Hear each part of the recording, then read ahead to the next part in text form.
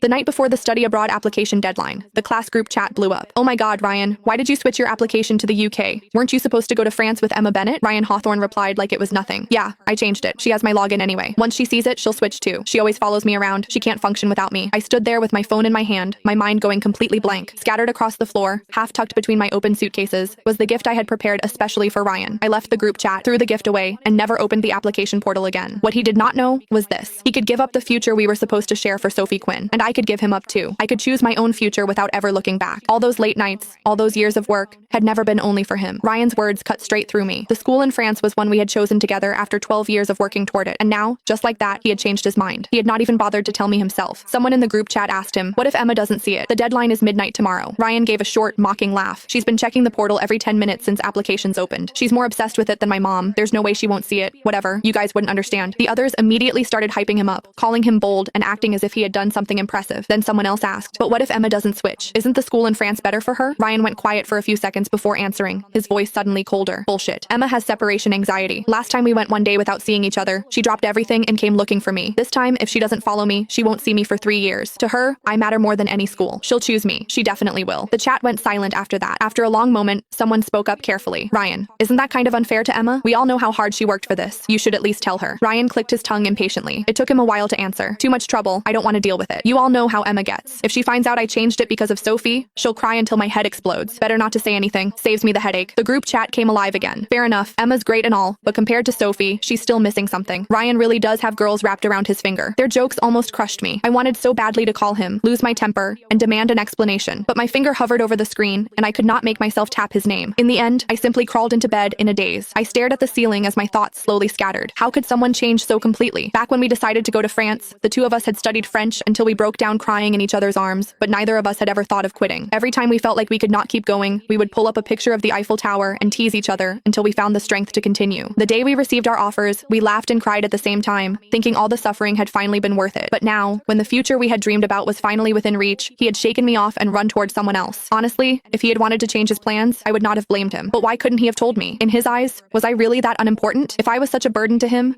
then what was the promise he had made when he proposed to me so carefully that night? Had the hour been too late, the lights too dim, for him to know who was standing in front of him? I wrapped my arms tightly around myself, hid in the dark, and sobbed without holding back. The truth was, I could live without him. I did not have separation anxiety at all. Ever since we were children, whenever he and I chose different schools or different classes, he would become moody for no clear reason. He only calmed down after seeing me, so I had kept walking steadily along my own path while bringing him with me. Ryan was right about one thing. I had always included him in the future I imagined for myself. When it did not harm my own prospects, I was willing to pay